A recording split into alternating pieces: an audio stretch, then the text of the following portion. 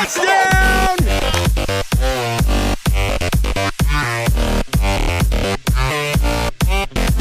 Welcome to Podcast 5 and Week 3 of the MRMFL. This week's going to start a little differently because it started differently. Coach Morrison went to Ottawa to a computer conference, and en route he went to an Ottawa Redblacks game. At the Ottawa Redblacks game, they've got traditions for touchdowns where they've got lumberjacks sawing through wood to get a wood cookie.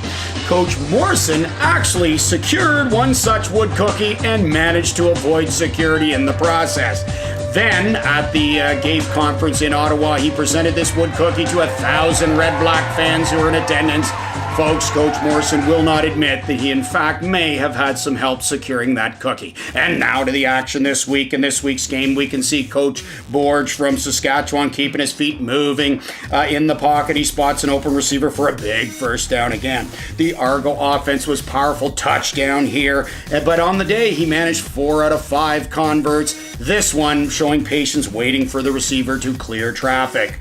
So you can see by the numbers, it was a great game. Saskatchewan has to be able to finish drives with points as the Argos did. In game 2, Edmonton rookie quarterback is on fire in his third game, had great numbers, very accurate, hitting his receivers as on this play for big plays. The Winnipeg backup quarterback struggled a little this game, but he too showed some numbers, and there was some success out there on the Winnipeg sidelines. So looking at the numbers, you can see it was a very equal game. This would be MRMFL's first tie of the season. In Game 3, we would see Hamilton's best offense of the year so far. He was throwing great catches like this one. BC always seemed to match, again with a TD catch right here. So you can see by the numbers there that this was probably the biggest offensive game of the week. In Game 4, we would see another barn burner here as Calgary would trail for most of the game, but made key catches like this one late. Montreal had its best offensive output, folks, of the year, having a 778 pass completion percentage. The third game, of course, would end in a tie. So the numbers you can see again, this was a great matchup. Ladies and gentlemen, right now the commissioner has to apologize slightly because each of these 3 games that went to ties actually were Coach Morrison's fault. The first game, I had the numbers mixed up, and the one team could have gone for a 2-point convert, went for a 1-point convert, settled for the tie. Game 2, similar situation where Coach Morrison was training some new stats people.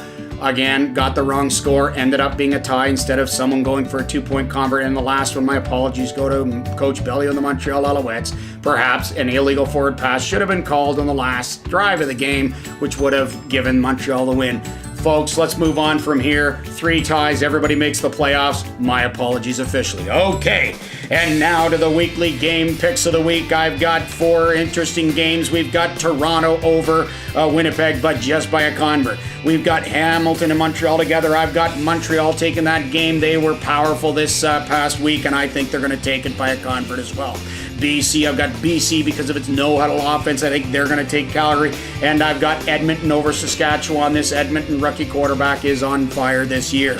So now let's get to the Instagram pick of the week, sponsored by Paparazzi Pete and Paparazzi Petunia, folks.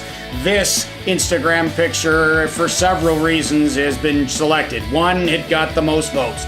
2, it was the first picture sent in. It is our bleacher, creature, feature. Yes, this is the first one sent in by someone from the bleachers and not our true Paparazzi Peter Petunia. And look at how good it was. This was the interception by Toronto that was returned for a pick 6 in the game. So folks, just fantastic stuff out there. Whether you're in the bleachers or on the gridiron, be there or be square.